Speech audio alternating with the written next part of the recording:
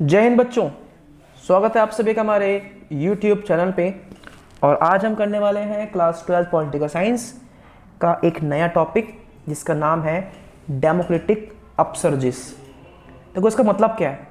इसका मतलब ये कि हमारी कंट्री में, हमारे इंडिया में किस तरीके से डेमोक्रेसी का चढ़ाव हो रहा था, यानी किस तरीके से डेमोक्रेसी वो आपकी चढ़ रही थी। कहाँ चढ़ रही थी? बिल्कुल मतलब ऊपर, उसका ग्राफ ऊपर जा रहा था। हमारे हमारे इंडियंस जो हैं, भारत के जो लोग हैं, वो किस तरीके से डेमोक्रेसी को यूज़ कर रहे थे। ठीक है। सो एक्चुअल में ज़रा इसको हम लोग पढ़ लेते हैं। बेसिकली है क्या ये? सो increasing participation of the people, ठीक है ना भाई, जो जनता है उसका बढ़ता हुआ पार्टिसिपेशन किस में? डेमोक्रेटिक पॉलिटिक्स में of the country is broadly categorised as democratic upsurges. समझे कि जो जनता जो बढ़ चढ़ के हिस्सा ले रही थी ना डेमोक्रेटिक पॉलिटिक्स में, हमारी कंट्री के पॉलिटिक्स में जो जनता बढ़ चढ़ के हिस्सा ले रही थी, उसी को हम लोग बोलते हैं क्या? उसी को हम लोग बोलते हैं democratic upsurges. Based on this principle social scientist have categorised 3 democratic upsurges. इसी चीज़ों को, हमारे भारत की प्रिंसिपल्स को देखते हुए, हमारे भारत के हालात को देखते हुए, जो सोशल साइंटिस्ट थे उन्होंने 3 डेमोक्रेटिक अपसर्जिस जो हैं वो बताए हैं। ठीक है। और वो भी जो है वो सारे इंडिपेंडेंस के बाद, पहले नहीं, इंडिपेंडेंस के बाद हमारे भारत में कौन कौन से 3 तरह के लोकतांत्रिक चढ़ाव हुए थे। तो पहला क्या आता है?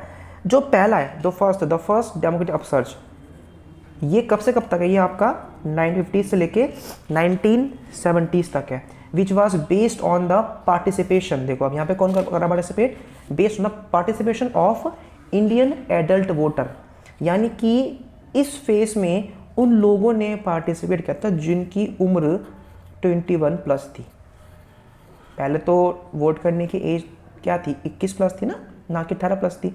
तो इस समय वो लोग आते हैं to the democratic politics both at the centre and the state. ठीक है। 21 प्लस के लोग ज़्यादा सबसे एक्स्ट्रा जो है वो डेमोक्रेटिक पॉलिटिक्स में इन्वॉल्व हो रहे थे सबसे पहले फेज में, जो आपका 1950 से लेके 1970s तक है आपका ये।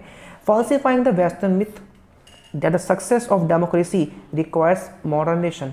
इन लोगों ने ये बात को झुठला दिया था कि भाई प्रोटेस्ट करने के लिए या अपनी बातों को मनवाने के लिए या फिर डेमोक्रेसी की सफलता के लिए आपको मॉडर्नाइज होना, आपको अर्बनाइज होना, आपके पास अच्छी एजुकेशन होना, आपके पास अच्छा मीडिया होना एक ज़रूरी है।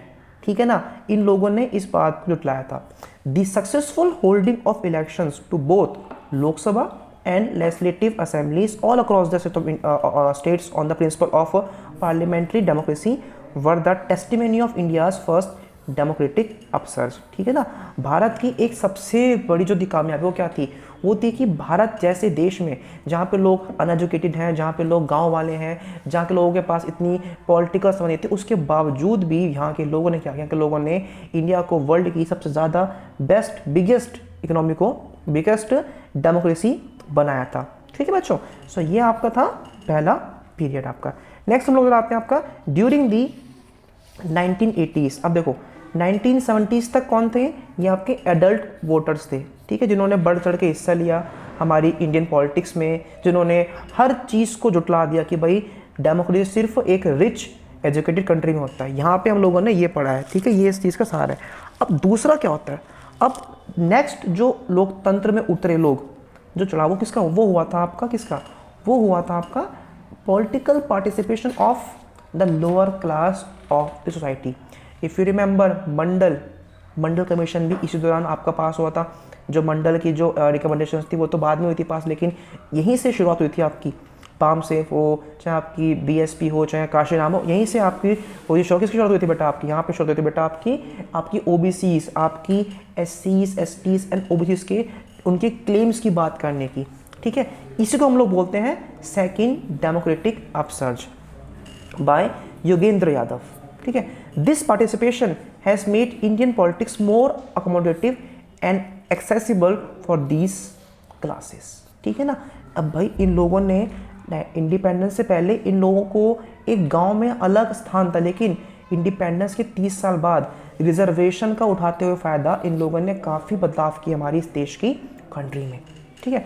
Although this upsurge has not made any major change, ठीक है ना। इन्होंने स्टार्टिंग में इनिशियली इन लोगों ने कोई भी अपने अभी बदलाव नहीं किया अपनी लाइफ में, लेकिन आगे चलकर, ठीक है ना, इन्होंने काफ़ी बड़े बड़े बदलाव करना चाहे, ठीक है ना। अगर ये हम इस इनिशियल की बात कर रहे हैं, the standard of living specially Dalits, the participation of these classes into organisational and political platforms gave them the opportunity to strengthen their self respect.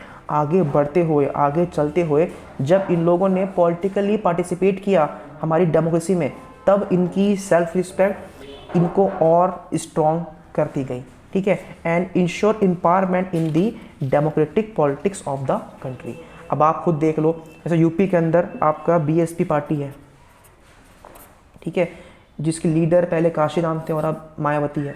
देख लो किस तरीके से इस पार्टी ने अपने आप को बढ़ाया, कितने आपने इसमें अपने आप को बहुत स्ट्रॉन्ग कर लिया है। सो इनिशियली ये लोग डेवलप नहीं थे, लेकिन आगे चल के ये लोग डेवलप होते गए, ठीक है। तो डेमोक्रेसी में तो तीसरा अपसर्ज है वो कौन सा आता है, वो आता है आपका एलपीजी का।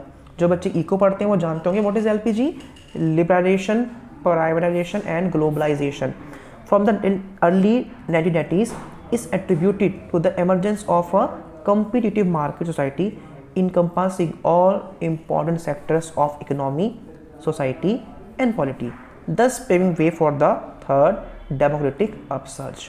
समझे, यहाँ पे हम देखते हैं कि हमारी कंट्री एकदम से बदलाव लेती है। जो कंट्री में, जिस कंट्री में मेनली जो स्टेट गवर्न कंट्री थी, वो अब मार्केट गवर्न कंट्री बनने की ओर जा रही थी आपका ये। The third democratic upsurge represents a competitive electoral market which is based not on principle of survival of the best but rather the survival of the ablest. यानी कि ये जो मार्केट थी ना, ये कहती थी कि भैया जो सबसे ज़्यादा बेस्ट रहेगा वही सर्वाइव करेगा। और प्लस यहाँ पे इसने एक और बात बोली थी कि भैया यहाँ पे हम लोग हर किसी को आगे लेके आएंगे, यहाँ पे हम लोग हर किसी को चांस देंगे, यहाँ पे हम लोग हर किसी को स्ट्रॉन्ग बनाएंगे अपनी इकोनॉमी को और स्ट्रॉन्ग करने के लिए। It underlines 3 shifts in India's electoral market. यहाँ पे 3 शिफ्ट थी, कहते मतलब भारत की मार्केट में किस तरह बदलाव हो। पहले स्टेट से मार्केट में, from state to market. Next from government to governance. And next from state as controller to state as facilitator. ये बदलाव हुए थे हमारे मार्केट में। यानी कि पहले हमारी कंट्री में गवर्नमेंट थी, तो गवर्नमेंट को हम लोगों ने, गवर्नमेंट ने अपने काम छोड़े तो वो मिले किसको मिले, वो मिले मार्केट को, ठीक है। फिर गवर्नमेंट से अब गवर्नेंस पे आ गए हम लोग कि गवर्नेंस किस तरह ठीक की जाए। और फिर स्टेट जो पहले क्या था, एक था कंट्रोलर, अब वो क्या हो गया, अब वो फैसिलिटीज़ को लोगों को देने लग गया है, वो लोगों को अब चीज़ें मुहैया करवाता है। पहले वो सब कुछ कंट्रोल करता था, लेकिन अब ऐसा नहीं है।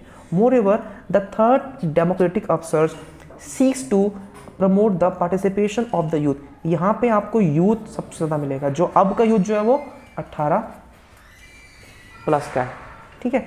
Who constitute a significant chunk of in society and have emerged as the real game changer in view of their increasing electoral preference. यहाँ के रियल जो गेम चेंजर हैं वो अब यूथ हो चुके हैं। किस लिए, डेवलपमेंट के लिए और गवर्नेंस के लिए। आप खुद ही देख लो 2014 में इस तरीके से भारत के यूथ ने बीजेपी को एक रूलिंग पार्टी बनाया, और 2019 में दोबारा से बीजेपी जो पावर में आई है। This shows what, this shows कि हमारी कंट्री में जो अब पावर है वो चलाता कौन है, वो एक तरीके से हमारा यूथ जो है वो कंट्री को आपका गवर्न कर पा रहा है। तो अगर हम लोग इन शॉर्ट बात करें तो हमारी कंट्री में 3 अपसर्ज हुए हैं। पहला कौन था हमारा एडल्ट वोटर्स का, ठीक है, इन लोगों ने पार्टिसिपेट किया हमारी डेमोक्रेसी में। फिर हमारे आते हैं ओबीसीज एंड एससीज एंड एसटीज, एंड फिर हमारे आते हैं यूथ, ठीक है। ये पीरियड था 1970s 50s से लेके 1950s से लेके 1970s तक का। ये पीरियड था 1980s का, और ये था आपका 1990s का। तब से लेके अब तक 40 साल की डेमोक्रेसी किस तरीके से भारत में उठी है, ये सब बताया गया इसमें आपको ये, ठीक है बच्चों। सो यहाँ तक के लिए इतना ही, मिलते हैं आप सभी से हमारी नेक्स्ट वीडियो में।